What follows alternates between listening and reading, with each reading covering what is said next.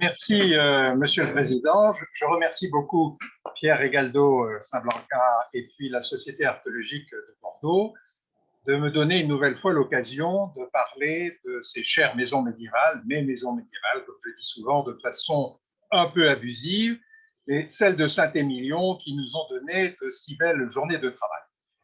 Alors, je voudrais parler de cet habitat du Moyen-Âge central, avant la guerre de Cent Ans, la période la plus florissante de Saint-Émilion, sous l'éclairage de deux préoccupations. La première, bien sûr, qui est la connaissance d'un habitat médiéval qui fut souvent méconnu, mais aussi sous l'angle de ce que la connaissance apporte à la sauvegarde de ce patrimoine unique, à sa mise en valeur. Et donc, nous allons chaque fois pouvoir en parler sous ces deux angles. Alors, de quoi s'agit-il? Il s'agit de parler de l'habitat médiéval, de ce qui fut la deuxième ville de la Guyenne vers 1200. Vers 1200, c'est-à-dire lors d'une conjoncture extrêmement favorable qui avait démarré dans le courant du XIIe siècle, qui a continué au moins pendant la première moitié du siècle suivant, avant que l'expansion des grandes bastides ne fasse passer Saint-Émilion au second plan. Il s'agit aussi d'une ville à la topographie très particulière.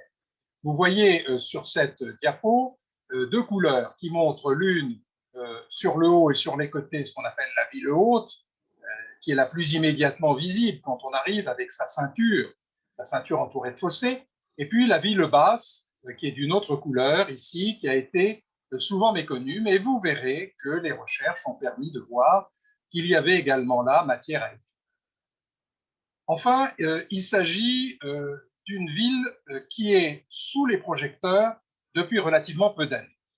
Nous en ferons un rapide historique de la connaissance de Saint-Émilion, mais il est vrai que jusqu'au début des années 2000, c'était plutôt un aspect pittoresque qui prévalait, et que la ville et son habitat ne furent vraiment placés dans la lumière qu'en deux étapes. D'abord, grâce à un premier colloque suivi d'un premier livre en 2011, puis d'un programme collectif de recherche dans les années 2010, qui a permis un deuxième livre qui a créé vraiment une très bonne vue d'ensemble de cette ville de Saint-Émilion.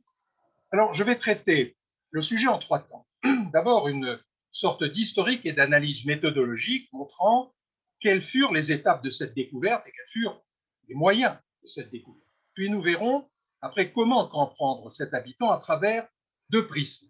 Le prisme des types architecturaux et le prisme des programmes fonctionnels en séparant les maisons sur l'enceinte, celles qu'on voit le plus facilement, le plus immédiatement, et puis les maisons à l'intérieur de la ville qui présentent des typologies assez différentes. Enfin, nous approfondirons trois points sur l'art de construire, sur la façon d'équiper la maison et sur les différents mouvements que connut cet habitat qui a continué à vivre pendant les siècles suivants, du Moyen-Âge tout au moins. Alors voyons d'abord les étapes de cette découverte. Alors on verra d'abord que dans un premier temps, la ville n'était l'objet, comme je l'ai dit, que d'une curiosité un peu pittoresque, sans vraie connaissance scientifique, et puis qu'on a pu peu à peu avoir les moyens de réinterpréter cet habitat. Alors pourquoi un objet de curiosité avant tout pittoresque? Alors la préoccupation pour Saint-Émilion est relativement ancienne. Il n'avait échappé à personne que la ville était pleine d'intérêt sur le plan architectural, d'abord par ses grandes églises, par son enceinte, un peu moins par ses maisons. Et puis par ailleurs, il y avait bien une documentation abondante, mais aucun projet d'ensemble, aucun projet permettant de comprendre un tissu bâti dans son originalité et dans sa complexité. Alors nous verrons que cela tient en partie à ce que les sources sont longtemps restées inédites et qu'il n'y avait pas eu de travail sur le terrain. C'est tout aussi simple que cela pour les maisons. En trois temps. D'autant plus inédites ces sources que la plupart étaient le fait de voyageurs étrangers, anglais, que le reportage de Léo Drouin fut longtemps inédit, et de même que les grandes campagnes photographiques sont restées inconnues, sinon par le biais de cartes postales.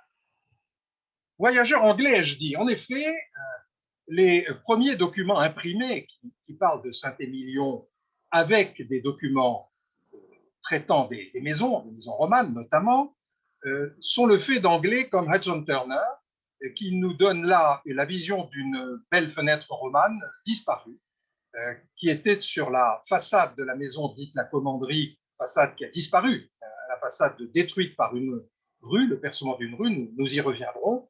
Et cette publication était un peu confidentielle pour les Français, et donc Saint-Émilion n'en a pas profité. Publication beaucoup plus importante, celle de Anderson, l'architecte écossais Anderson, qui a donné des dizaines de planches sur l'Italie et la France, mais dont je me suis aperçu au cours de mes recherches qu'elle était très très peu connue, alors que vous voyez, il avait donné une élévation d'une des maisons les plus célèbres de Saint-Émilion, dont nous reparlerons, maison gothique de la rue Gadet, dont il proposait une restitution de la façade latérale, somme toute assez sensible et assez exacte, quelques détails près, et alors même que cette maison a été restaurée par la suite sans études archéologiques. Alors bien sûr, il y avait le grand reportage, comme je l'ai dit, de Léo Drouin, qui a consacré à Saint-Émilion toute une série de dessins. Le problème vient du fait que ces dessins de Léo Drouin sont restés pour la plupart longtemps inédits, et il a fallu toute l'énergie du Plem et de Bernard Larieux et de ses collaborateurs pour faire sortir des collections privées ou publiques la grande quantité de documents permettant une connaissance en détail, alors que jusqu'à présent, on connaissait essentiellement les planches gravées publiées dans différents volumes, dont la Guyenne militaire. Alors là, on voit des dessins qui ont complété la gravure bien connue du palais cardinal, mais là, ils n'apportaient pas grand-chose, alors que dans d'autres cas, ces dessins ont en effet apporté des informations irremplaçables sur des édifices détruits ou mutilés. Alors, toujours cette maison de la rue Gadet avant transformation, et l'on verra que les informations sur la façade de droite, la façade sur rue, nous ont permis à conjuguer à l'analyse de l'État de proposer une restitution intéressante et inattendue, et puis la commanderie qui fut fortement mutilée. J'y reviendrai en vous la présentant en détail. Alors, beaucoup plus important encore dans ce reportage de Léo Drouin, il y a tous les dessins qui se sont attachés à donner des vues de l'enceinte. Et c'est en grande partie grâce à eux que l'on a pu proposer de lire cette enceinte de façon différente. Vous voyez que tout à l'heure, je reviendrai sur la notion de maison sur l'enceinte ou de maison formant l'enceinte. Nous nous sommes aperçus que cette enceinte était en fait constituée de maisons, et les dessins de Léo Drouin montrant de très nombreuses fenêtres géminées, dont certaines disparues, comme vous le verrez ici, ou comme cette fenêtre à remplage que nous voyons ici, disparue, ne sont connus que grâce au reportage, comme je l'ai appelé, au reportage de Léo. Alors, il y avait bien quelques autres dessins, mais la grande collection de dessins de Pigano était quasiment inconnue.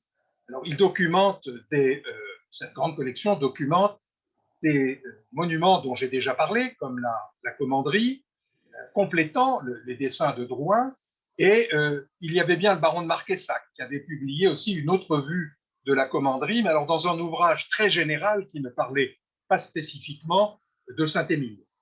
D'autres dessins encore, mais qu'il a fallu chercher dans des fonds accessibles seulement à des connaisseurs et demandant des recherches approfondies, comme par exemple cette vue de la maison Gadet, toujours la même, hein, en vue d'une restauration, mais qui est à rechercher à la médiathèque de l'architecture et de patrimoine à Charenton-le-Pont et qui était resté inconnu. Le dessin de Malville, à droite, de toujours cette même maison, qui nous montre le mur écran dans un état que nous ne verrons plus, était également resté inconnu. Enfin, dernier type de documents qui nous auront beaucoup appris, mais qui étaient restés inédits sous leur forme la plus documentée, car c'était des vues à très haute définition permettant une très bonne analyse archéologique, les clichés pris lors des campagnes photographiques lancées par l'État, avec de très bons photographes, hein, dès la fin du 19e siècle et les premières décennies du 20e, et qui sont connus parfois par des cartes postales, mais n'ayant pas la même qualité. Alors, ce qu'on peut en dire en plus, à la fois des dessins et plus encore des photos, c'est qu'on y voit toujours les mêmes édifices. C'était une des limites de cette documentation. Et qu'en ce qui concerne l'enceinte, aussi que vous voyez en bas, du côté du logis Mallet, que vous voyez en bas à droite à l'angle nord-est, avec cette pièce également fortifiée, que vous voyez en haut à droite avec une vue de l'enceinte est, c'est qu'elle apparaissait, elle donnait une image d'une enceinte très fortifiée avec des machicoulis et des meurtrières, toutes images que nous avons dû, pour prendre un terme moderne, un peu déconstruire pour en arrivant à donner une interprétation, nous semble-t-il, plus pertinente de ce monument et de cet habit. Alors, le bilan des connaissances jusqu'au début des années 2000, vous le voyez, était un peu limité. Une vision d'une ville pittoresque, certes, quelques édifices, toujours les mêmes, une documentation éparse, et puis en grande partie inédite surtout, et seule une muraille. Une muraille qui était, elle, commentée, mais interprétée comme une enceinte fortifiée. Vous voyez, par exemple, ici, elle est dérasée, mais l'on voyait deux grandes meurtrières. Alors, vous savez que l'archéologie expérimentale a conduit à faire des tirs avec des longbows à des distances différentes sur des archères, et on a montré qu'un très bon archer pouvait, à distance moyenne, faire pénétrer une flèche sur deux dans une archère de moins de 20 cm. Alors vous imaginez les archères que je vous montre ici, très très larges, comme elles auraient permis aux défenseurs d'être largement lardés de flèches si vraiment on avait voulu défendre à partir de ces fentes. Alors nous verrons que certes, à partir de certaines fentes, vous pouvez tirer, mais que la plupart d'entre elles n'étaient pas des archères. Voilà l'état des lieux. Alors, comment faire maintenant pour s'attaquer à cette ville qui est relativement méconnue?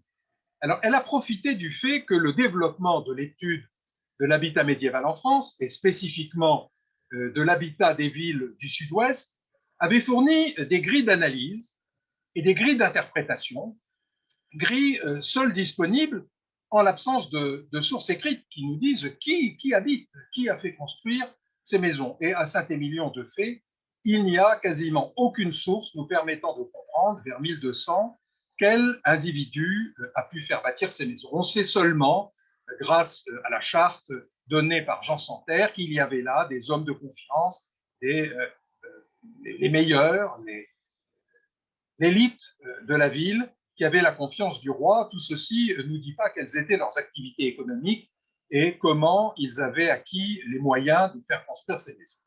Donc, étudier l'habitat sans les sources, demander d'utiliser d'autres grilles d'analyse, et je vais essayer de vous les présenter à travers deux angles d'attaque, l'une qui est architecturale, quels sont les types architecturaux, et l'autre, elle est fonctionnelle, quels sont les programmes de ces maisons, et nous verrons plus spécifiquement l'étude des maisons avec l'enceinte, puisque c'était extrêmement important à Saint-Émilion et qu'il y avait une problématique spécifique à déployer pour les comprendre. Alors, voyons ces clés pour une interprétation. Je reviens sur ce qui est architectural et fonctionnel.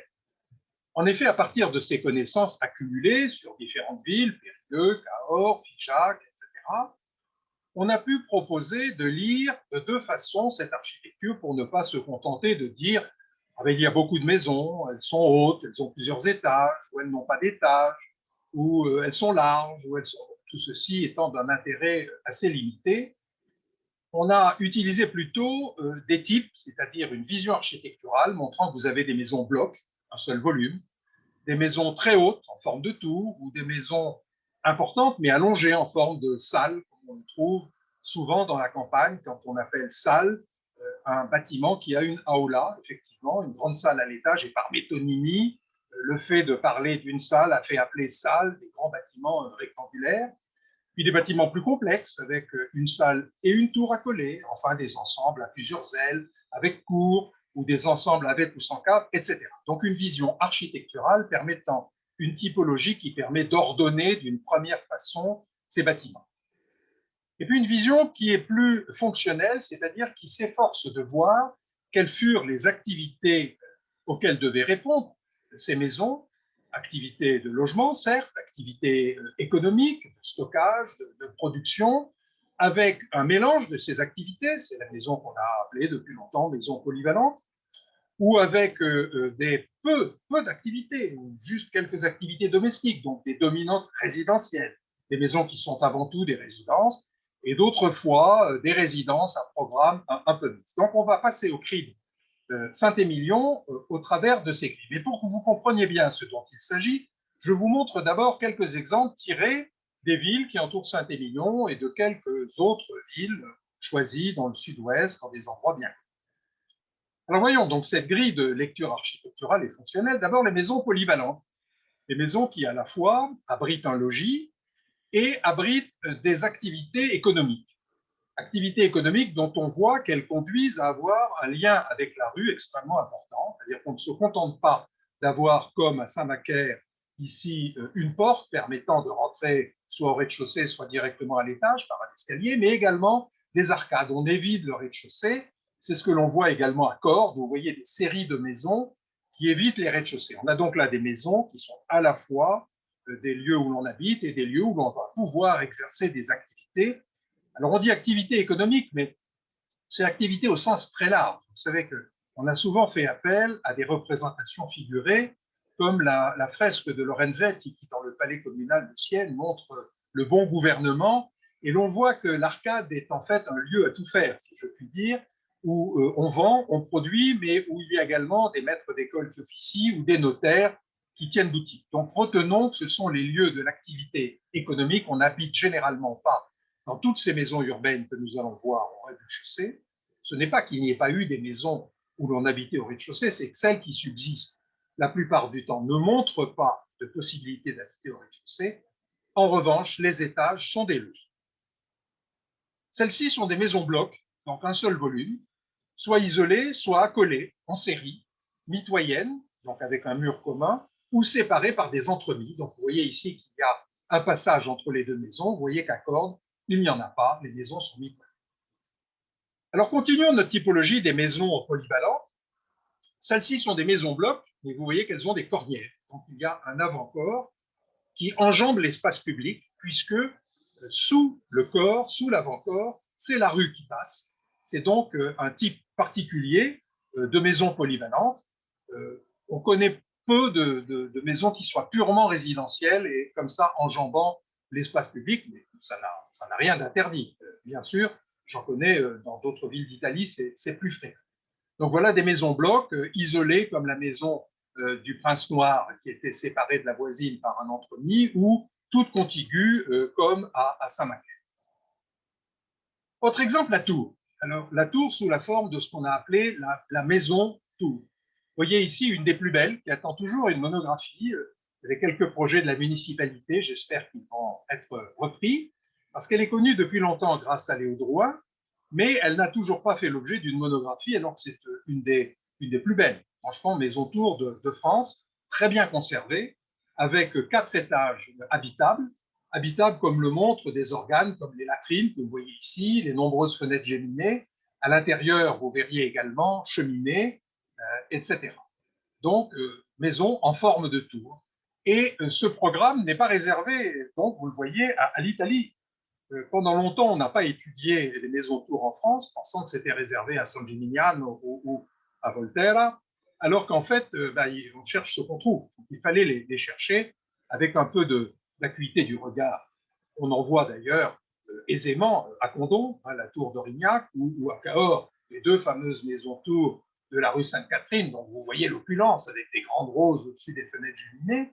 Mais il y en a d'autres qui sont conservées à l'intérieur des îlots et qu'il faut donc chercher. Et puis, on a les salles qui sont, je l'ai dit tout à l'heure, ces grands bâtiments rectangulaires qu'on trouve dans la campagne. Beaucoup de logis seigneuriaux sont en forme de salles, mais également en ville. Alors là, j'ai pris un exemple tiré du Lot, très belle salle que nous avons publiée dans le bulletin monumental il y a une vingtaine d'années, l'Ichaïri, à Puy-l'Évêque. Vous voyez qu'il y a de nombreuses fenêtres à remplage, et puis il y avait juste 2 portes au rez-de-chaussée, mais là, on en parlera bientôt, c'est une résidence. C'est un autre programme. On n'est pas dans la maison polyvalente, non pas qu'on n'est pas au rez-de-chaussée plus stocké. Là, vous avez un grand espace voûté qui prend tout le rez-de-chaussée, mais manifestement, pas de boutique. Et puis, il y a la maison à salle et tour. Parmi les plus célèbres, nous aurons peut-être bientôt une belle monographie, puisque un master vient d'être soutenu à Toulouse sur cet hôtel d'Angoulême à Périgueux. Vous voyez un bâtiment avec une salle et puis une tour qui réutilise des pans entiers de la muraille gallo-romaine. Et cet hôtel d'Angoulême est ancien. On hésite actuellement entre la fin du XIe et le début du XIIe siècle, mais on a bien un exemple de résidence très ancienne, romane. Autre exemple encore plus célèbre, celui dit de l'hôtel de ville de Saint-Antonin, dont Maurice Célès a proposé une autre interprétation, en pensant que c'était plutôt l'hôtel du Viguier, l'hôtel d'un grand officier seigneurial. Et là, nous voyons les limites de l'analyse typologique fondée sur l'observation de la seule morphologie. En effet, cela paraît être une résidence avec de somptueux étages, avec des claires-voies, avec des fenêtres gémimines et magnifiques, mais nous avons bien des arcades au rez-de-chaussée et dès 1300-1310, nous avons des sources montrant qu'elles étaient bien louées comme boutiques. Là, nous avons donc une résidence, mais avec des boutiques. C'est donc un programme mixte de demeures un peu patriciennes qui existe beaucoup dans le sud-ouest. Allez à Martel voir la Raymondie, immense palais des années, début des années 1300, et vous verrez que le palais ne refuse pas d'avoir des boutiques pour faire un peu de commerce. Continuons. Continuons parce que peut-être y avait-il d'autres formes à Saint-Émilion. Donc on a fait le catalogue de tous les types de résidences possibles.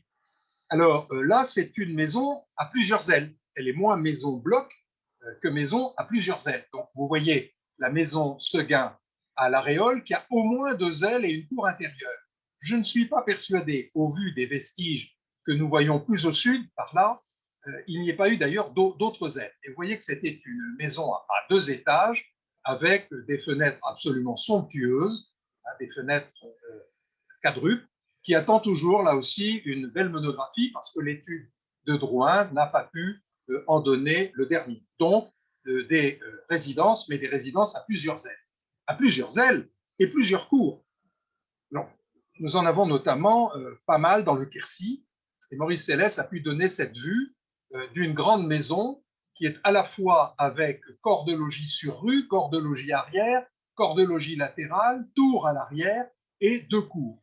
Vous voyez qu'on peut finir par obtenir, par agglomération de différents blocs, des maisons qu'on va pouvoir carrément appeler en forme d'hôtel, ce qui est un terme moderne. Je vous précise tout de suite, le terme hostal au Moyen-Âge étant souvent l'équivalent simplement de domus et de maison.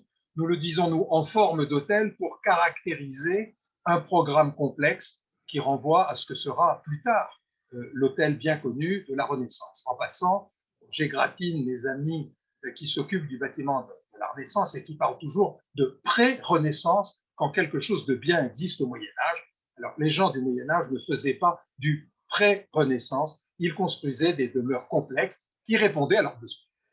Et puis, continuons. Alors, on revient à la maison polyvalente, mais avec un point d'interrogation. Sont-ce vraiment des maisons polyvalentes, ces maisons avec cave? C'est un point important car nous verrons qu'il y a des espaces souterrains à Saint-Émilion. Alors, j'en ai trouvé assez peu en dehors de Saint-Émilion avec des espaces souterrains. La Guyenne n'est pas réputée pour avoir beaucoup de caves médiévales. Peut-être ne les a-t-on pas assez cherchées. En tout cas, regardez celle de Saint-Macaire, qui est connue depuis longtemps, la maison Messidant, a une belle cave voûtée de Saint-Drouin, un plan qui vous la montre avec ses 2 colonnes, et voyez qu'elle est en angle d'une rue principale et puis d'une petite ruelle, mais curieusement, elle n'a pas d'accès sur la rue principale, comme dans toutes les villes où les grandes caves qui ont une vocation commerciale sont accessibles depuis la rue pour participer au commerce. C'est ce que l'on voit de Saint-Léonard de Noblat à Provins, en passant par d'innombrables villes pourvues à Arras, à Senlis, pourvues de caves. Or là, l'entrée est latérale. Vous voyez, je vous ai donné une photo latérale. Vous voyez, l'entrée est ici. Là, on voit les fenêtres qui éclairent la cave. On peut également y rentrer depuis le jardin. Donc, quelle pouvait bien être la fonction de cette cave? Était-elle commerciale? Avions-nous bien à faire une maison polyvalente? Était-ce un cellier en notre région où le vin est extrêmement important? Aucun document ne nous le dit. Gardons cela. Deuxième exemple que j'ai pu trouver en dehors de Saint-Émilion, à Sauveterre de Guyenne. Il y a quelques caves. Alors, vous les voyez, celle-ci, très très longue. Et alors, pour le coup, il y a là un accès depuis la rue. Vous voyez, là, à travers cet escalier, on peut pénétrer dans cette cave. Là, la fonction commerciale est plus aisée. Donc, nous avons peut-être effectivement des maisons blocs qui ont des caves et qui sont à programme polyvalent. Vous voyez tous les types de questions que l'on se pose. Terminons cette revue des moyens d'analyser les maisons par un regard maintenant sur les maisons et les enceintes urbaines.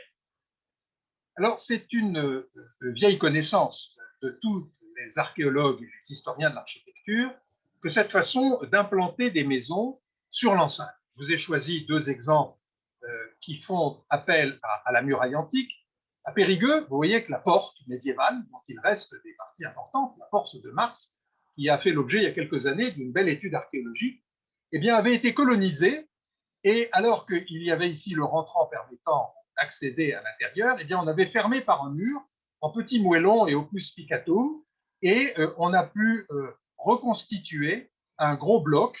Il y avait donc au-dessus de cette porte une colonisation de l'espace par un bâtiment dont on sait qu'il était habité par la famille de Périgueux, donc une famille de chevaliers éponymes dans la cité de Périgueux. C'est un phénomène bien connu à Nîmes comme ailleurs, que cette colonisation des enceintes urbaines. Donc là, on a bien une maison sur l'enceinte. Autre maison dont on parle beaucoup, évidemment, il y a peu de vestiges, mais on a pu néanmoins la situer parce qu'elle est bien connue dans l'histoire. C'est le fameux hôtel du Puy-Paulin à Bordeaux. Et là, vous avez une restitution proposée par Ézéchiel Jean Couret qui nous montre que cet hôtel avait colonisé un pan de muraille et puis deux tours en accolant un logis et des annexes, dont une chapelle, etc. Donc, il y a bien des maisons bâties sur l'enceinte. Est-ce la seule modalité? Eh bien non, nous nous sommes aperçus qu'il y avait un autre cas, ce sont les maisons formant l'enceinte. L'analyse, par exemple, du front de ville de l'aréole donnant sur ce qu'on appelait le Pipin. Vous ne verrez plus le Pipin, ce joli ruisseau qui courait sur la partie sud-est de la ville est maintenant largement bétonné. Donc il nous reste des maisons qui, les unes contre les autres, forment la limite de la ville et qui sont manifestement des maisons. D'ailleurs, celle-là, dite la Grande École, vient de faire l'objet d'une magnifique monographie et à côté d'elle, bien d'autres sont des maisons. Alors, on avait déjà vu ça lors du congrès archéologique de 1998. Gilles Séraphin et Christian Remy avaient pu proposer une analyse du castrum d'Exideuil, en Dordogne, et montrer qu'autour des tours de l'évêque, ce qui était une enceinte était en fait constitué par toute une série de maisons, dont vous voyez ici en plan les emprises, accolées les unes contre les autres. Ici, les élévations résiduelles, très intéressantes parce qu'elles ont effectivement ce qui peut apparaître comme des meurtrières de temps en temps, mais elles ont surtout des portes donnant sur l'extérieur, qui est quand même assez curieux pour une enceinte où l'on avait l'impression qu'on voulait plus facilement s'échapper lors d'une rixe entre confrères ou entre pairs, plutôt que vraiment se mettre en défense. Et de fait, cette enceinte est bien documentée par une source du début du XIVe siècle qui explique qu'il y avait 17 chevaliers, vassaux de l'évêque, 17 milites castri, qui avaient fait bâtir leur maison tout autour des tours et qui, donc, par ce biais, avaient constitué l'enceinte. Donc, des maisons formant l'enceinte. Alors, un des plus beaux exemples, là, je n'ai pas pu résister à mettre cette vue, qui est un des plus vieux hectachromes pris au début du XXe siècle par les photographes d'Albert Kahn. C'est une magnifique collection qu'on peut maintenant trouver en ligne. C'est une vue d'un des fronts de ville de Sauveterre de Béarn et qui se rapproche le plus de ce que nous allons trouver à Saint-Émilion. Vous voyez très nettement qu'il y a des césures, ici par exemple, on voit très nettement un coup de sabre, avec un bâtiment qui d'ailleurs s'est surélevé après en montant sur le suivant, et puis un autre ici, autre coup de sabre, et puis on voit des portes qui donnent sur l'extérieur avec des trous de poutres qui montrent qu'il y avait ici un ensemble en bois, et puis une fenêtre géminée au-dessus. Donc, était-ce un our? Mais là, il y a des fentes qui sont également avec des entonnoirs permettant aux flèches de bien rentrer à l'intérieur. Vous voyez que sur le plan militaire, ce n'est pas franchement convaincant.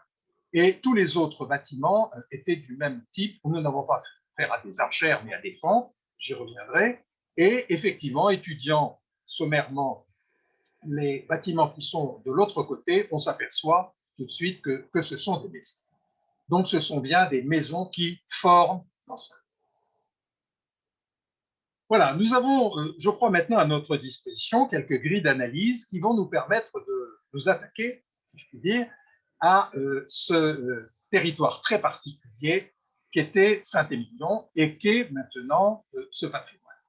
Nous verrons cela en deux temps, d'abord les maisons et l'enceinte, et puis les maisons à l'intérieur de la ville. Et chaque fois, nous parlerons de leur forme architecturale, quelles sont-elles, que peut-on en dire, même si elles sont résiduelles, et nous essaierons également de voir à quoi répondaient-elles comme fonction et quels sont leurs programmes. Type et programme. Alors, l'enceinte, pourquoi d'abord? C'était une priorité tant il y avait une vision d'une enceinte fortifiée d'abord. C'est ce que tous les guides disaient, ce que tous les documents affirmaient. Et cette typologie de maison formant l'enceinte n'était pas du tout évidente. Il a fallu un certain temps pour convaincre nos interlocuteurs et déminer, si je puis dire, la notion de fortification. Bon, il y avait pourtant beaucoup d'indices. Vous allez voir que beaucoup de ces maisons avaient des fenêtres géminées. Alors, il fallait les chercher, évidemment, elles étaient murées comme celle-ci. Encore plus difficile à voir comme celle-là, parce qu'elle est murée, mais il y a la colonnette qui est ici, ou celle-ci, dont il ne reste que le pied droit avec la grande fenêtre à remplage. Mais heureusement, Drouin l'avait dessinée, nous savions qu'elle était là. Donc voilà une maison qui avait 3 fenêtres géminées ou à remplage et toute une série de fentes immenses, mais pas toujours à la même hauteur. Donc une hétérogénéité de composition des fonds de mur que nous verrons, et puis des bâtiments fortement pourvus de cheminées, de latrines, manifestant une fonction d'habitation. Allons-y pour voir comment reconnaître des maisons quand on a devant soi une enceinte.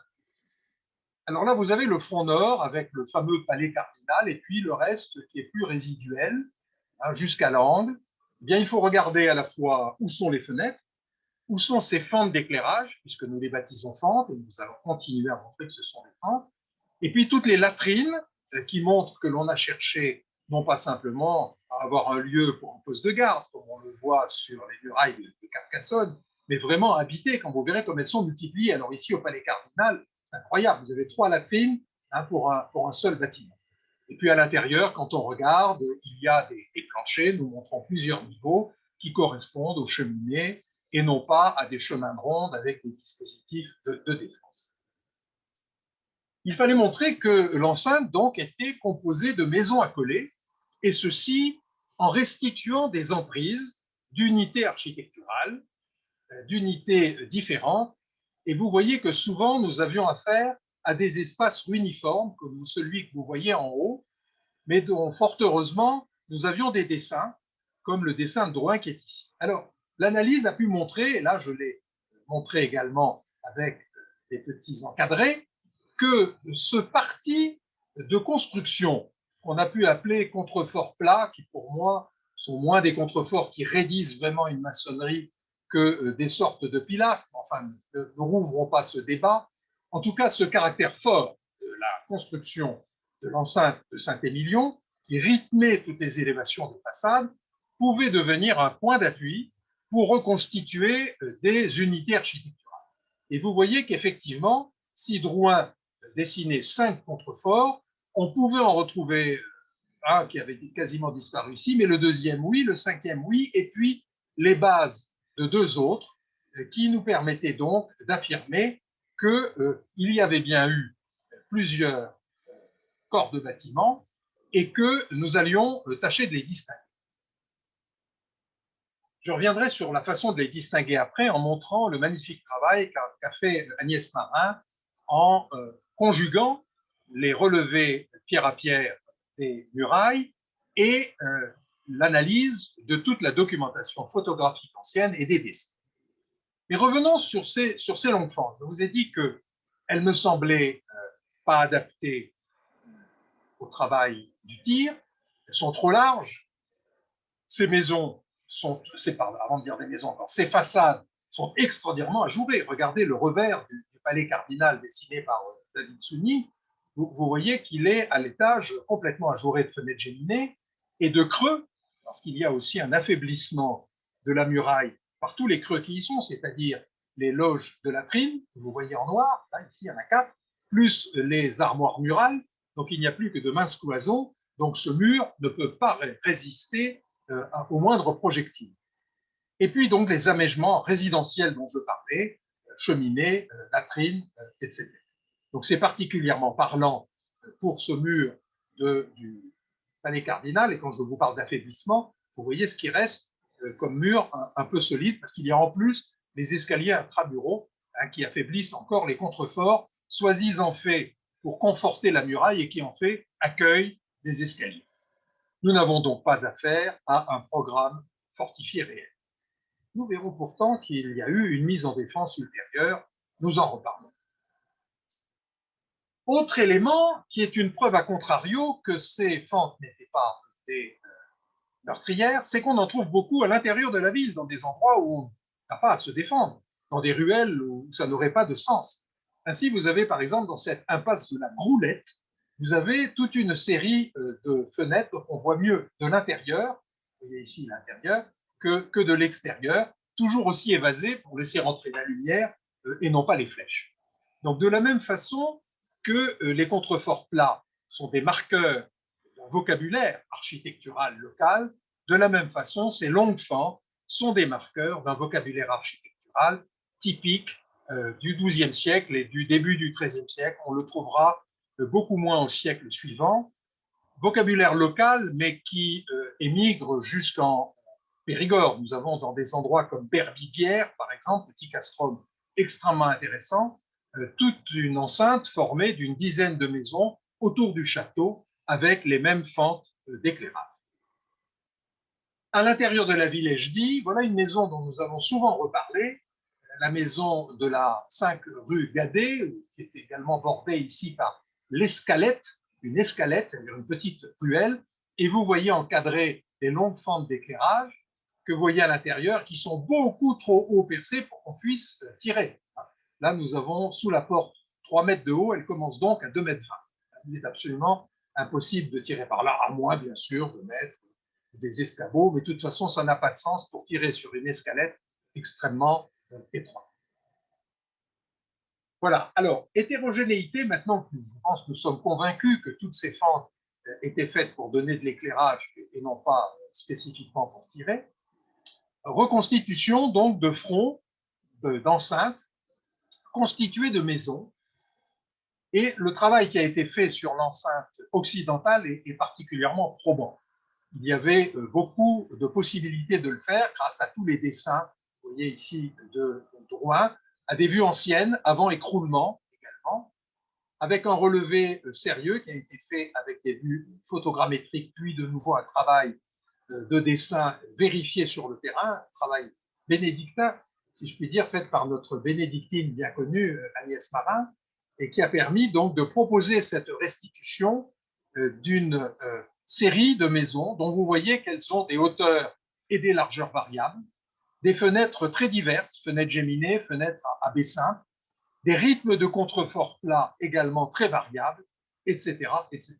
Nous avons donc une enceinte qui est constituée par des entreprises de personnes différentes qui ont reçu mandat de constituer pour l'arrière de leur maison un front maçonné et qui, par addition de ces entreprises successives, constituent un front complet de clôture. De clôture à valeur avant tout juridique, vous êtes dedans ou dehors, bourgeois ou manant, symbolique, affirmant la prospérité de cette élite qu'a reconnue Jean Santerre et qui n'est que très, très secondairement un moyen de protection, du moins quand elle fut bâtie, et alors même qu'il y a eu des merlonnages sur les hauteurs, et merlonnages qui serviront pendant la guerre de 100 ans, comme nous le voyons. Voilà pour les maisons et l'ensemble. Donc toute une série de maisons. Nous en reverrons certaines quand nous verrons quelques cas originaux de ces maisons pour savoir à quoi elles ressemblaient. Vous avez déjà vu que le palais cardinal était largement organisé pour être habité avec toutes ses latrines, escaliers permettant d'aller au 2e étage et également armoire murale.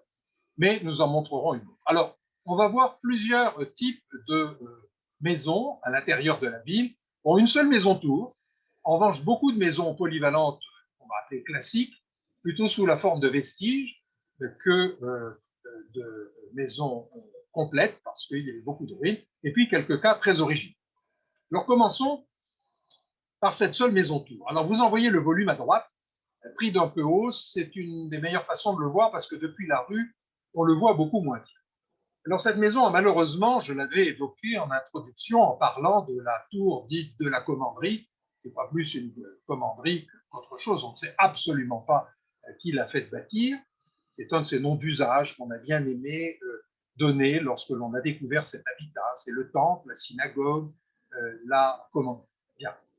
Mais maison qui fut mutilée, comme je l'ai dit d'entrée, par le percement de la Rugadée. Alors vous voyez en bas sur le plan, voilà, ici, vous voyez qu'on l'a tronqué de toute une partie jusqu'à l'angle avec sa tourelle et qu'on a surtout fait disparaître tout un logis qui était derrière, le logis de la Cadène, qui est contre la porte de la Cadène. Nous avons donc, lors du percement de cette rue Gadet, qui permet d'arriver aisément de la ville basse à la ville haute, une opération qui mutile fortement et fait disparaître cette façade dont nous allons voir que nous la connaissons grâce au dessin. Et puis, il en reste cette partie avec des pilastres, des fenêtres géminées, des cordons d'appui et un appareil défensif qui fut rajouté par la suite. Donc là, un vrai volume de maison-tour sur un plan grossièrement carré, flanqué d'une tourelle qui n'est pas une tourelle de défense, qui est une tourelle de latrine qui contient à chaque niveau des latrines. Donc je vous ai dit qu'on la connaissait fort heureusement grâce à plusieurs documents. Alors il y avait le dessin des Anglais là, qui montrait cette fenêtre romane qui a disparu. Donc, vous voyez le dessin de Pigano qui montre bien 2 étages habitables, ce que montre également la vue de Drouin, avec un très haut rez-de-chaussée. Nous aurons l'occasion de montrer une vue intérieure et vous verrez quelle est cette structure interne. On avait même d'ailleurs des photos prises avant la destruction, montrant une maison-tour avec des fenêtres géminées sur plusieurs niveaux, en tout cas au dernier niveau, constitué en belvédère, comme on aime souvent dans ces constructions où le dernier étage offre beaucoup d'éclairage. Alors voilà son vocabulaire architectural, vous voyez, j'en ai déjà évoqué. Sur le pignon sud, on voit bien ces pilastres qui sont vraiment, là on peut à peine parler de contrefort, mais qui est à peine 15 cm, qui sont vraiment à des marqueurs de l'architecture et qui se croisent avec une horizontale de cordon d'appui à décor roman avec des fenêtres géminées. Nous reviendrons sur l'art de bâtir, mais vous pouvez d'ores et déjà regarder en grand, là ici, que nous avons des choses très particulières. D'habitude, les arcs romans sont clavés. Et bien là, nous n'avons pas un arc formé de claveaux juxtaposés, mais de demi-tympans. Et tout Saint-Émilion est comme ceci. Saint-Émilion n'a pas aimé pratiquer l'arc clavé. Nous avons des pierres monolithes découpées d'arc ou toutes droites quand on a voulu faire des linteaux droits. Alors voilà l'intérieur, dans un état dont je vous laisse apprécier la sensibilité de la restauration avec ce plafond absolument magnifique, mais qui a laissé subsister des choses intéressantes. À droite, des grandes fentes d'éclairage qu'on ne voit plus maintenant, et puis surtout ce grand poteau, cette grande colonne, pardon, qui supporte les portes maîtresses. Nous savions par une description de Léo Drouin qu'il y avait une telle colonne. Nous savons aussi, et malheureusement on ne peut plus le photographier, qu'il y a au-dessus de cette colonne une série de poteaux superposés, c'est-à-dire que l'intérieur de l'enchevêtrement des poutres, à chaque niveau, est porté par une succession de supports superposés, ce qui est très original. C'est un type de construction que l'on connaît en Limousin, en Quercy, un peu dans le nord de la France, moins, on connaît moins d'exemples, qui est très économe d'espace, très économe de bâti, qui est néanmoins source de fragilité. Il ne faut pas évidemment que les poteaux ou la colonne se mettent à flamber, sinon tout s'effondre. C'est plus fragile qu'un mur de refend. Vous verrez que l'autre pratique de la construction des structures internes à Saint-Émilion est composée d'un mur de refend ajouré d'arcade, mais cette structure à support superposé extrêmement intéressante, typique donc du XIIe siècle et du XIIIe siècle dans plusieurs provinces de France, et qui est à regarder de près. À Rocamadour, vous en avez toute une série d'exemples extrêmement intéressants. Une seule maison tour, donc une seule maison tour à fonction avant tout résidentielle. Voyons maintenant des maisons polyvalentes. Alors, il y a peu d'exemples complets conservés à Saint-Émilion du fait de nombreuses destructions. Là, vous voyez une série de façades qui maintenant bordent un petit jardin public, qui sont donc les rez-de-chaussée d'une série de bâtiments conservés. Mais ces vestiges nous prouvent quand même que le programme était fréquent. Je vous en montrerai tout à l'heure d'autres exemples. Et cette série de maisons était une série de maisons mitoyennes. Mitoyennes, vous voyez qu'elles sont accolées les unes aux autres. La césure entre elles est très très faible. Et là, vous avez une restitution de ce que pouvait être le mode de fonctionnement de ces maisons, avec une porte permettant de rentrer à l'intérieur, de monter à l'étage, et un dispositif commercial dont nous verrons qu'il y a à Saint-Émilion des exemples extrêmement intéressants et très particuliers. Maison donc rue de la Porte-Brunet. Si l'on continue rue de la Porte-Brunet un peu plus loin, on arrive sur des maisons incluses dans le couvent des Cordeliers. En effet, c'est une des caractéristiques de Saint-Émilion que nous avons pu également mettre en évidence, c'est que le repli des couvents à l'intérieur de la ville, aussi bien les Jacobins que les Cordeliers, s'est fait par l'annexion d'îlots autrefois occupés par des habitats, par des maisons contiguës, et dont il reste quelques vestiges. Alors là, je vous ai montré à la fois une vue de la façade avec un très beau cliché des monuments historiques pris par Estève, et puis une vue de face qui vous montre que dans le couvent subsistent des bâtiments qui sont manifestement des bâtiments civils avec une série de bouts d'arcades et puis de portes, et nous le verrons, de caves en dessous de cette maison. C'est donc une des particularités de Saint-Émilion, mais qui nous a conservé au moins le souvenir de ces maisons avec front d'habitation à rez-de-chaussée commercial et ici les vestiges d'une fenêtre montrant qu'il y avait un logis à l'étage. Alors voilà ce qu'on peut trouver en rez-de-chaussée sous la deuxième de ces maisons. Je ne vous ai pas montré sa façade, des caves avec des planchers autrefois, puis, puisqu'il y a des restes de corbeaux montrant qu'il y avait des planchers, et une voûte postérieure. Cette cave est en front de rue, perpendiculaire à la voirie, n'empiète pas sur la voirie, et appartenait à une de ces maisons polyvalentes. Maison polyvalente. Alors voilà la plus emblématique. Maison polyvalente avec avant-corps en bois. C'est ça qui est extrêmement intéressant et qui est très original. Nous avons parlé d'avant-corps bâti en montrant des exemples à Montflanquin ou à Saint-Macaire, mais il n'en existe aucun exemple de ces maisons à cornières à Saint-Émilion. Et après une étude soignée, nous avons pensé pouvoir proposer de lire ici, avec les vestiges conservés dans la façade, les traces d'une maison conservant qui, à l'origine, comportait un avant-corps en bois. Alors, pourquoi le proposer? Comment le proposer?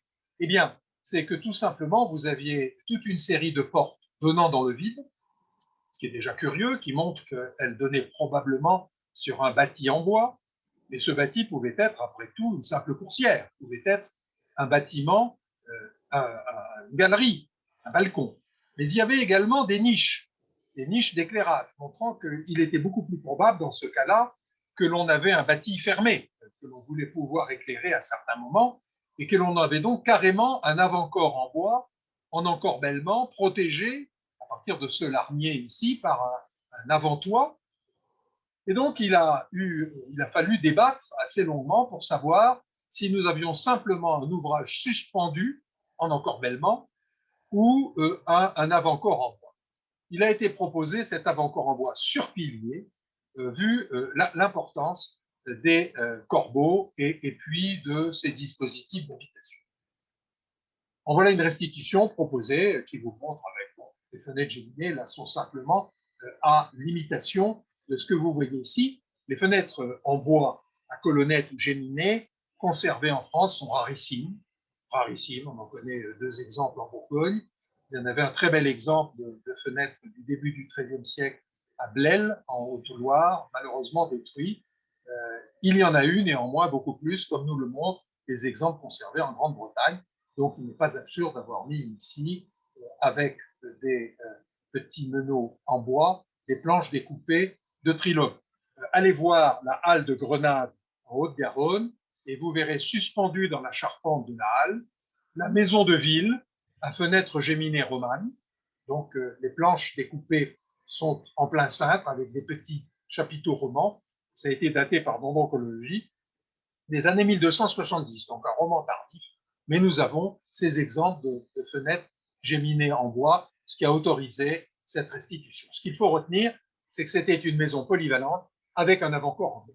Une maison polyvalente, d'autant plus intéressante qu'elle conserve des dispositifs commerciaux, ou du moins des vestiges au rez-de-chaussée extrêmement intéressants. Donc à droite, vous voyez comme ça a été, on vous a montré que la rue a été un peu surcreusée, voilà les niveaux essentiels, les niveaux originels, je veux dire, et surtout les niveaux des boutiques. Ici, qui a été restitué simplement par un bâti en bois, ici qui est muré. Alors, pourquoi des boutiques? Boutiques parce que ce sont des percements destinés à la vente et qui sont constitués de façon à permettre une fermeture avec en haut probablement une claire-voie en bois. Vous voyez ici les trous et puis les corbelets dans lesquels se logeait la poutre principale, pas du tout comme on l'a mise, hein. C'est très bien, ils nous ont laissé visible archéologiquement, c'est parfait, visible la poutre, mais pédagogiquement, c'est pas bon, hein. Il faudrait que la poutre soit là. Et puis une rainure permettant de coincer entre la poutre et l'arc des planches, faisant claire-voie, laissant passer un peu d'air et de lumière si l'on veut, mais pouvant clore l'arc pendant que le rez-de-chaussée, enfin le rez-de-chaussée, la partie médiane, pardon, allait être close par des volets formant éventaire quand on les rabat. Vous voyez qu'il y en a au moins deux qui avaient cette configuration. Et c'est une configuration qu'on connaît ailleurs et qui n'a pas encore été publiée. Vous voyez ici à Sainte-Foy-la-Grande toute une série d'arcs avec des petits corbelets qui permettraient de fermer le haut et puis des murs bahus permettant d'y appuyer les planches d'éventaire selon ce dessin de restitution, vous voyez en bas, fait par David Souni, qui vous montre qu'on peut avoir des volets qui se relèvent et des volets qui se rabattent.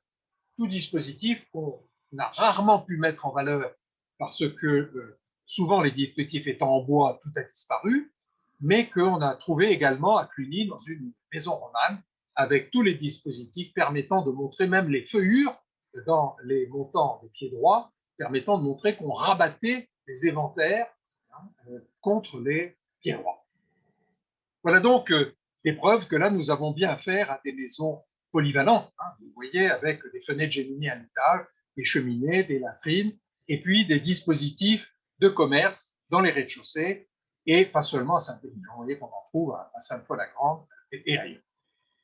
Alors, il n'y avait pas que des maisons polyvalentes, il y avait aussi des maisons résidentielles. Alors, voilà un joli petit exemple, hein, une toute petite résidence adossée à l'enceinte. L'enceinte occidentale et orientale, pardon, est ici, et la maison est là. Et vous voyez qu'elle est toute petite, cette maison, mais elle est très raffinée. Voilà le relevé pierre à pierre, très soigneux d'Agnès Marin, qui a permis, grâce à la conservation de cette colonne du chapiteau et de pierre dans le jardin, de proposer une restitution où l'on voit que l'on a affaire ici à un bâtiment qui est, on va l'appeler, à dominante résidentielle. On est loin de la rue, il n'y a pas d'arcade de boutique, alors on rentre au rez-de-chaussée, qui fait-on? On ne sait pas. On y stocke peut-être du vin et un logis avec une fenêtre soignée. Donc, un exemple de petite maison montrant qu'il n'y a pas que les grands habitats, les grands immeubles qui sont de belles demeures. L'habitat de taille moyenne est soigné, ceux-ci pouvant être datés de la deuxième moitié du XIIIe siècle, d'après les formes trilobées, hein, et puis la colonnette. Mais encore une fois, vous voyez qu'il n'y a pas d'arc clavé, ce sont des dalles qui sont posées en porte-à-faux et qui forment le réseau. Des cas très particuliers maintenant. C'est ce qui est l'intérêt, le grand intérêt de Saint-Émilion, c'est qu'au-delà des programmes connus de maisons-tours, comme la maison dite de la commanderie, au-delà des maisons polyvalentes, avec un programme mixte, on va avoir des programmes beaucoup plus compliqués qui se présentent à nous. Et celui-ci est particulièrement intéressant, qui nous montre une maison bâtie sur une pente. Vous voyez ici la rue, et vous voyez ici l'escalette. Un niveau complet de dénivelé, mais d'autant plus, alors ça, c'est pas étonnant, on a ça sur beaucoup de sites. En revanche, ce qui est étonnant, c'est que le niveau sur la rue n'a pas d'étage. Et on a pu le prouver par l'étude archéologique faite par Agnès Marin et David Souni. Donc nous avons un rez-de-chaussée complètement ajouré par des nombreuses boutiques sur la rue, mais un rez-de-chaussée qui devient un étage à l'arrière, alors lui, il n'est plus avant tout en fonction de stockage. Il est avec cheminée et fenêtre géminée. Là, on a l'impression qu'on a plutôt affaire à un local, alors peut-être y traitera-t-on des affaires avec ses clients, où on y habitera. En tout cas, on voit bien l'opposition, le contraste entre cet espace sans fenêtre, mais avec une suite ininterrompue de boutiques, et cet espace avec une série de petites fenêtres géminées. Tout ceci sur un très vaste espace de stockage, avec ce parti de structuration de l'espace que j'avais évoqué quand j'ai parlé des structures à support superposés, cette structure étant avec un mur de refend ajouré de grandes arcades sur piliers, dont vous voyez la restitution en bas et une des vues intérieures. C'est la maison dont je vous avais montré la série de fenêtres formées de fentes, en vous disant qu'elles étaient haut percées et pas spécialement conçues pour le type. Donc vous voyez un programme très étonnant. On aurait imaginé pour une demeure de cette ampleur, si c'était la demeure d'un grand patricien, qu'il eût préféré bâtir également un étage au-dessus, ce que l'on va trouver dans les grandes maisons de Figeac ou de Cahors. Et bien là, non, il a été préféré de n'avoir qu'un seul niveau sur la rue. C'est à ma connaissance très exceptionnel, du moins dans l'état de nos connaissances, que les chercheurs nous en trouvent d'autres. Alors, pour vous donner encore une meilleure image de cette maison, la voilà en coupe. Vous voyez ici la rue, vous voyez ici l'escalette, donc vous voyez bien le dénivelé avec le grand espace de stockage. Ici, à l'arrière, on est contre le rocher, donc on a des systèmes de caves puis de carrières. Et alors, cette maison est d'autant plus compliquée que le pignon occidental, ce pignon occidental est évidé par deux arcades reposant sur une grande colonne, et lui-même donnant dans le vide. Donc, probablement, avec encore un autre dispositif, peut-être en bois. L'étude n'a pas été terminée, c'est une maison extrêmement compliquée. Alors, elle nous permet également, par cette coupe, de vous montrer un peu l'intérieur de ces maisons, avec les multiples fosses que l'on y trouve un peu partout, et puis les cavités creusées, les caves et les carrières. Donc, ce sous-sol de Saint-Émilion, qui est un vrai gruyère, et dont nous allons être amenés à nous demander ce que l'on en faisait de ce gruyère, que faisait-on de ces multiples cavités. Alors, la première chose que l'on peut se dire, c'est pays de vin, donc on y a installé des dispositifs viticoles. Eh bien, grande déception, malgré, encore une fois, vous voyez l'ampleur des carrières tout autour, derrière ce rez-de-chaussée que je viens de vous montrer en coupe, je vous le montre en plan.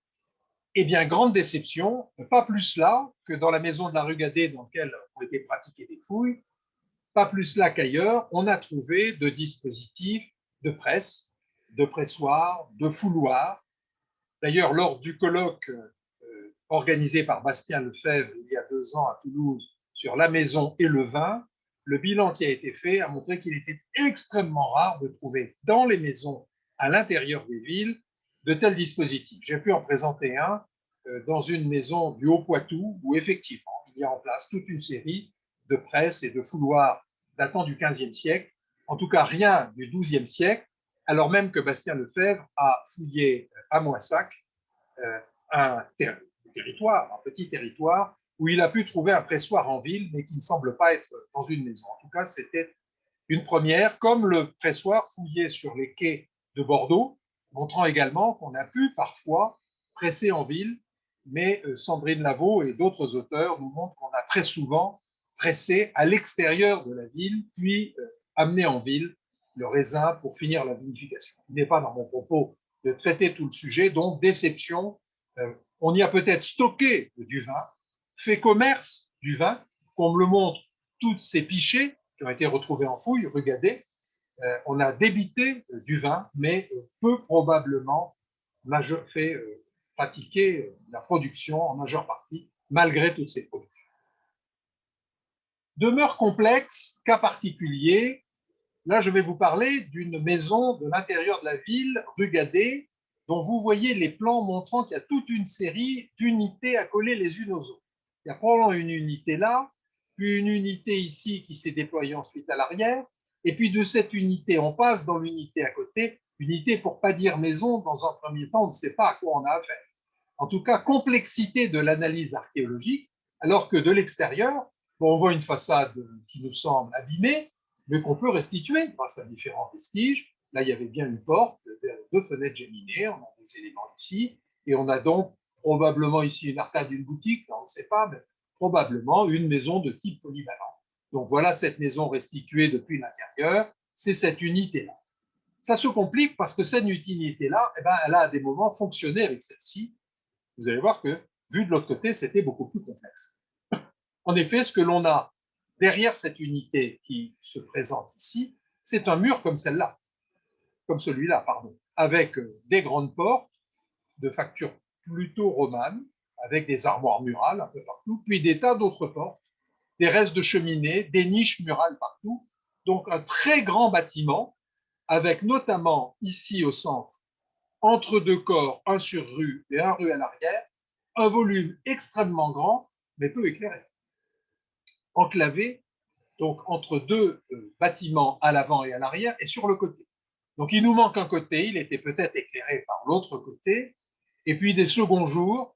Mais vous voyez la complexité de ces vastes demeures, formées de plusieurs corps, plusieurs unités agglomérées à un moment donné. On ne sait pas s'il y a eu un programme d'emblée de cette forme, et puis avec des volumes permettant de très importants stockages, là aussi peut-être de vin, c'est ce que le dessin entend montrer avec toutes ces barriques, mais servant à des usages manifestement commerciaux, mais dont on peine à restituer la chronologie complète et puis surtout le programme. Retenons des demeures complexes à plusieurs corps de logis, constituées comme telles d'emblée ou à la suite de plusieurs phases.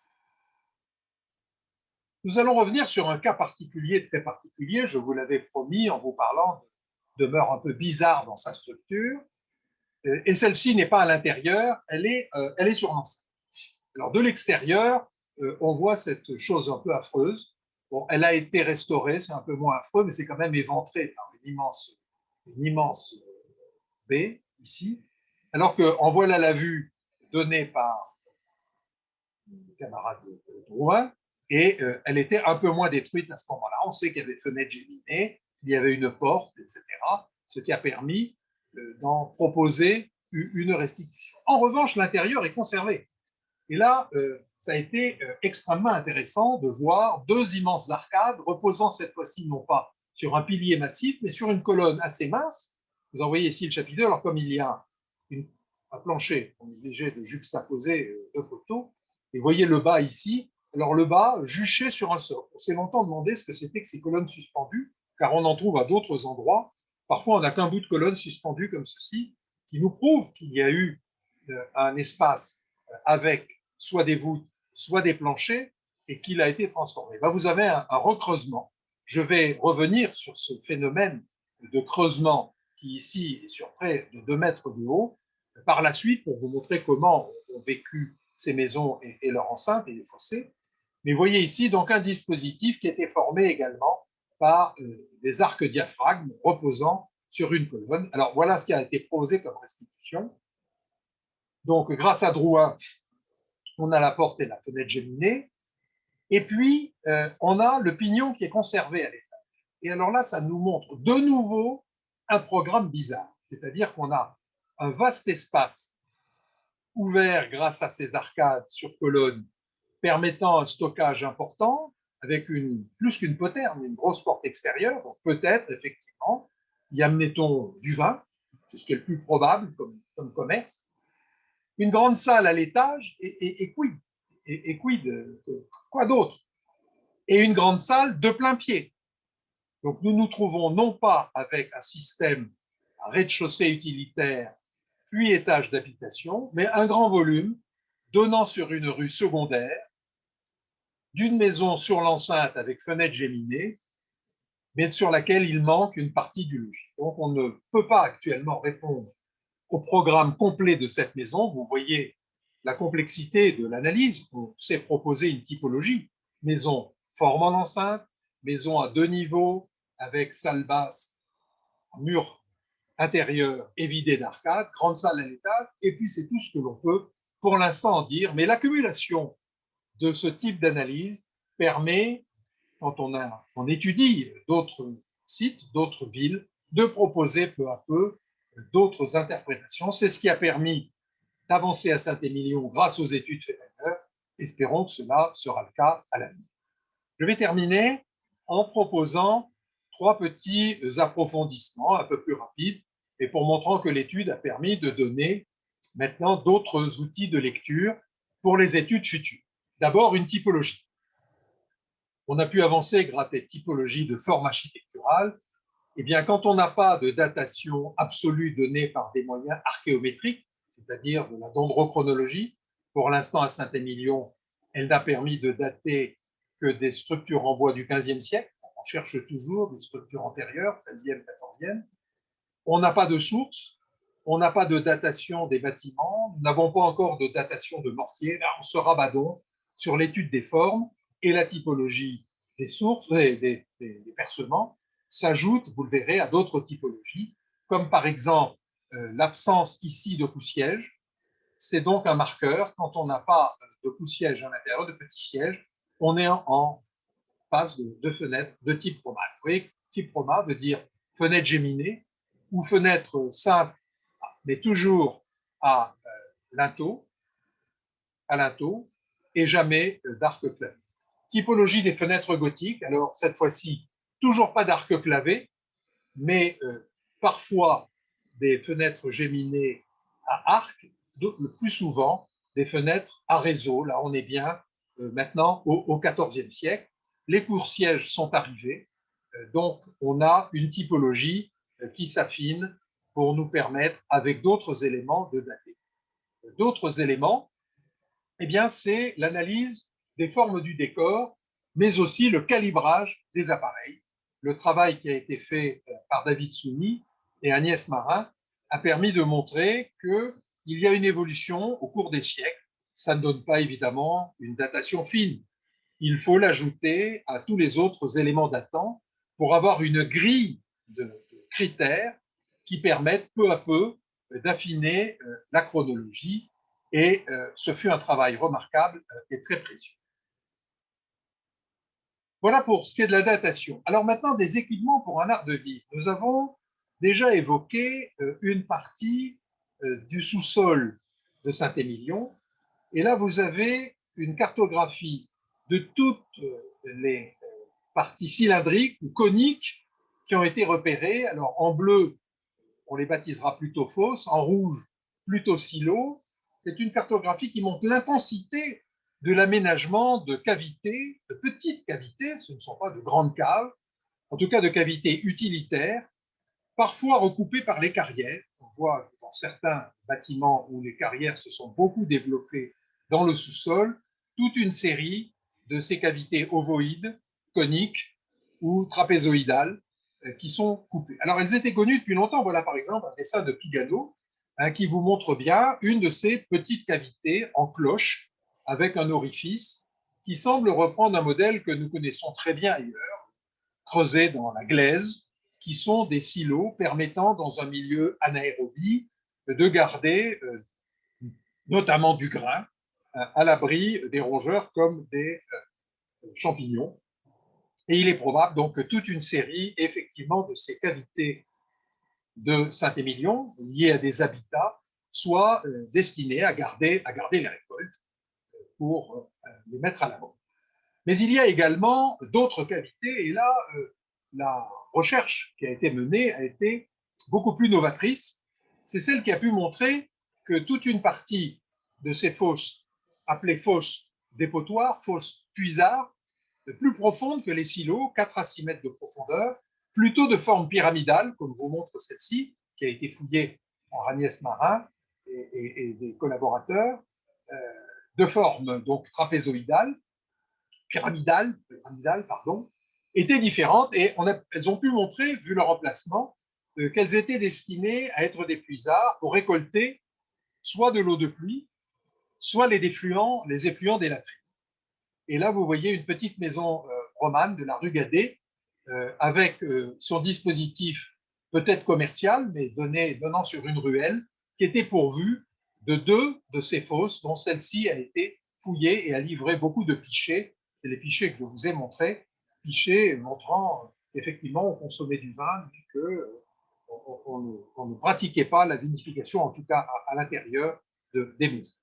Donc, très importante découverte et d'interprétation que cette fouille de fosse découvre. Alors, fosse également, fosse servant de latrine. Alors, on a déjà plusieurs fois parlé de ce palais cardinal. Vous voyez une nouvelle fois ce revers de la façade avec latrine, latrine, latrine. Alors, voilà ce qu'elles donnent, vues avec leur exutoire. Vous voyez que ce sont des latrines très souvent aménagées dans ces fameux contreforts qui contrefortent donc pas grand-chose. Hein. Enfin, bon, je ne vais pas relancer encore une fois le débat. En tout cas, ils contiennent des conduits et voilà des vues de conduits depuis l'intérieur.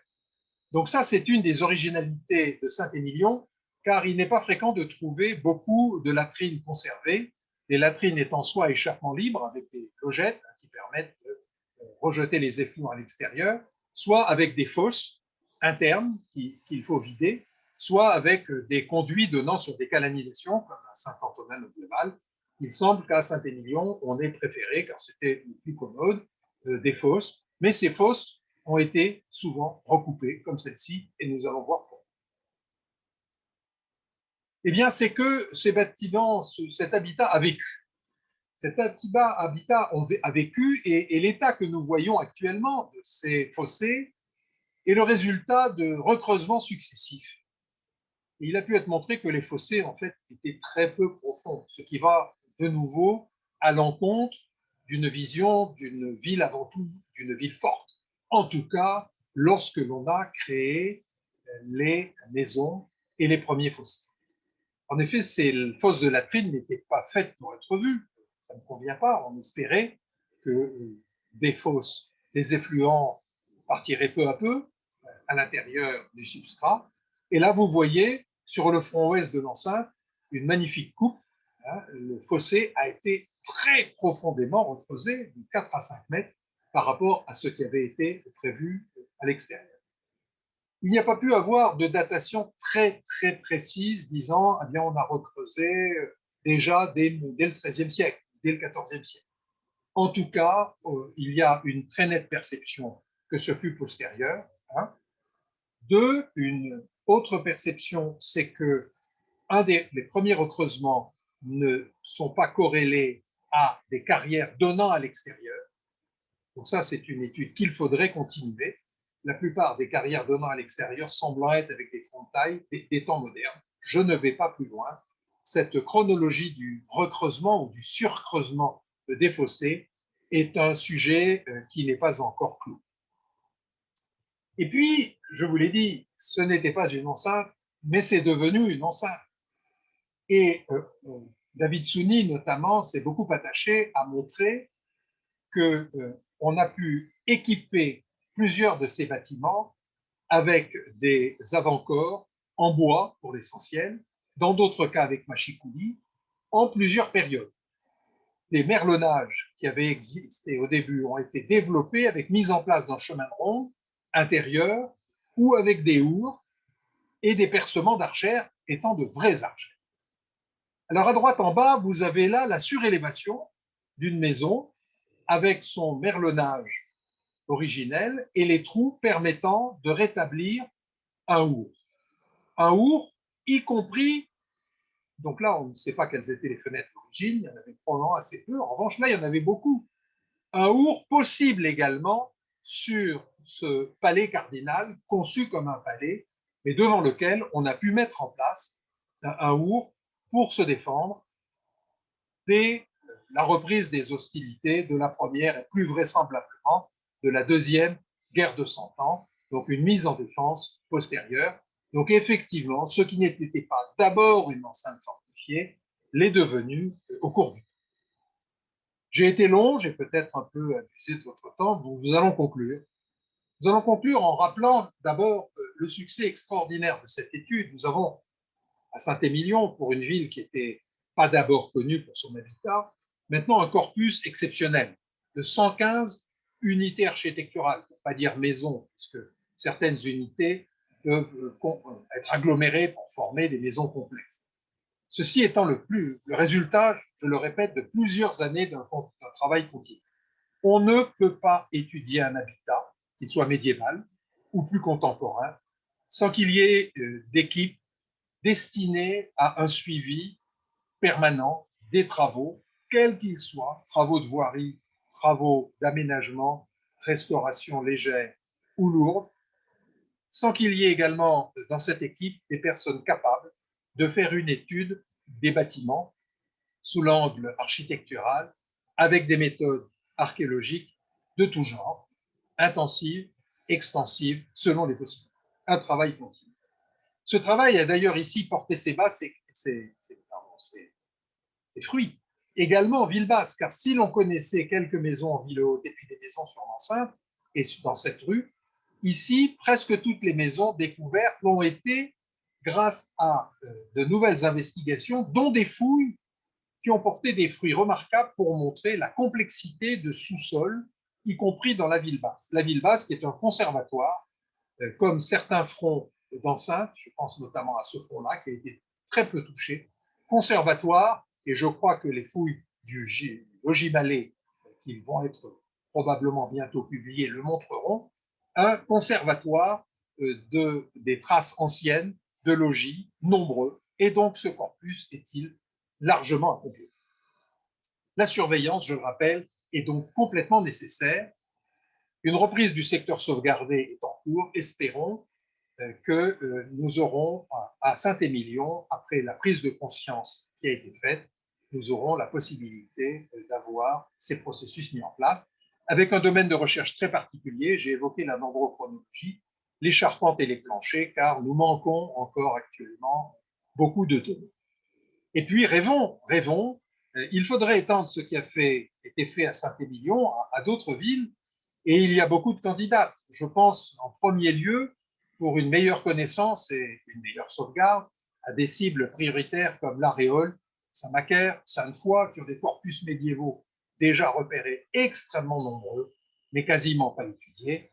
Alors, nos chers suiveurs, au travail. Merci, chers amis, pour votre patience. Je vous remercie de m'avoir écouté.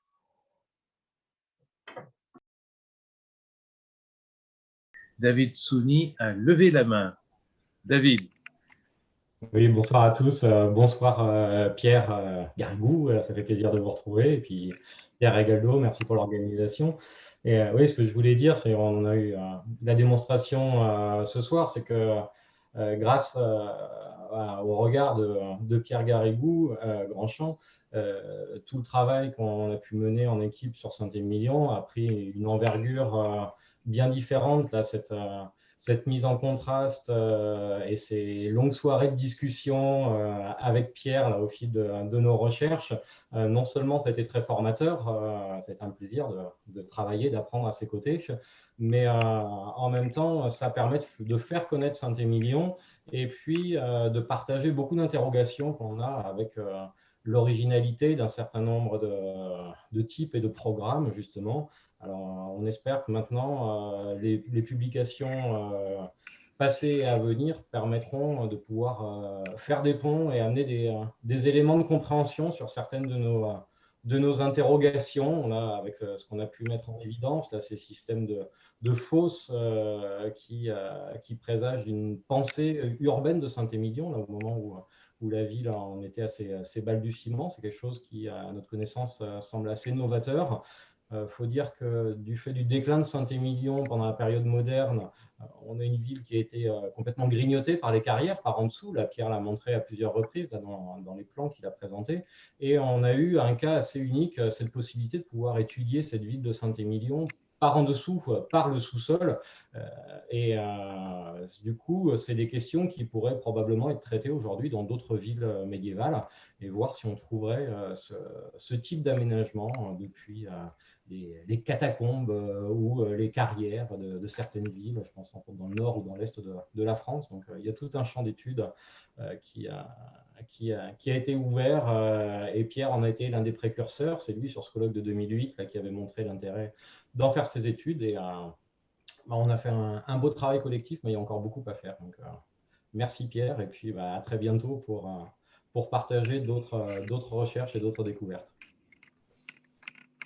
Oui, oui, tout à fait. Et ce travail, il est très important, comme le soulignait Pierre, de continuer le travail, au moins par des surveillances et s'assurer qu'il n'y ait pas d'autres éléments qui disparaissent.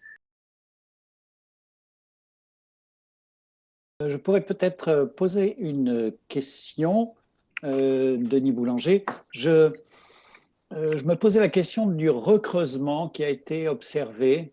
En particulier, c'est très intéressant sur le 4 de la rue Berger, avec ces arcades que nous resterons, et pour lequel on a pu observer que le sol sous les piliers a été recreusé d'environ 2 mètres, comme l'a montré Pierre Garrigou-Canchamp. Mais ce qui veut dire qu'on se retrouve au niveau de la douve.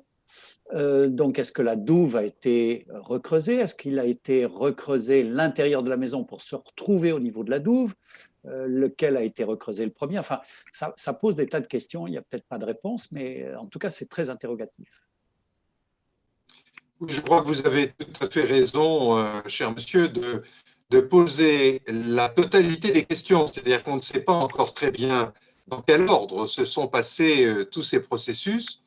On voit bien néanmoins qu'il y a eu un état avant le surcreusement qui correspond à un moment où les fossés étaient moins profonds. Ce qu'on ne sait pas, c'est si les recreusements ou surcreusements n'ont pas été faits en plusieurs étapes. On pense même probablement que c'est plutôt en plusieurs étapes. Plusieurs étapes liées à la fois à l'exploitation des cartes, sans doute plutôt tardivement à mon avis, mais d'abord peut-être pour des raisons de défense, quand il y a eu cette mise en défense de la ville. Et puis l'intérieur se trouve effectivement à ce moment-là lui aussi recreusé, quand les fossés sont creusés, puisque les dessins de restitution ont montré qu'il y avait un accès médiéval entre cette belle pièce à arcades et colonnes et l'extérieur. Mais dès lors que l'on creuse les fossés, cet accès médiéval se trouve suspendu et il faut donc recreuser la pièce pour avoir un accès sur le fossé lui-même abaissé. Donc on voit bien qu'il y a tout un jeu successif de creusement, et vous avez dit que c'était en plusieurs phases. Je crois qu'il y a eu effectivement plusieurs raisons, plusieurs motivations, et que ceci demande encore à être mis en scénario. Oui, sur le cas de cette maison et cette question-là des fossés, on a un texte du XVIe siècle qui correspond à un état des lieux de l'enceinte par la Jurade, avec une description des fossés. À cette époque-là, on sait que la profondeur, c'est indiqué qu'elle est entre 6 et 10 mètres de profondeur. Donc, ça fait des fossés qui sont, donc, à cette époque-là, au sortir de la guerre de 100 ans, très profonds. Et un petit peu partout sur le pourtour de ce fossé, quand on regarde les accès aux carrières, a priori, ce sont des carrières, comme le disait Pierre, relativement récentes, probablement pas antérieures au XVIIIe siècle, voire XIXe, pour la plupart des carrières qui ont leurs accès par le fossé. On imagine mal des carrières percées depuis le fossé à une époque où le fossé a encore une fonction défensive. Donc c'est probablement à partir du moment où il n'y a plus de fonction défensive qu'on va avoir une exploitation des carrières à la fois sous la ville et aussi sous la campagne environnante. Et là, cette saignée dans le rocher là, que fait le fossé, on était un moyen facile d'accès. Et c'est probablement lors de cette phase de carrière que la cave de cette fameuse maison sur laquelle vous menez la restauration a pu être surcreusée à nouveau. Et on a cette présentation assez improbable aujourd'hui de ces colonnes suspendues sur ces dés de pierre. Voilà, c'est assez très étonnant comme bâtiment. Oui, et le fossé a vraiment besoin d'être documenté et j'aurais voulu faire un géoradar dessus pour voir à quel niveau était le rocher et quel aspect il pouvait avoir. Je pense qu'il va falloir relancer ça un jour ou l'autre, mais c'est un petit peu compliqué quand même étant donné la multiplication des propriétés, et, enfin, etc. Mais il faut relancer cette affaire. Oui.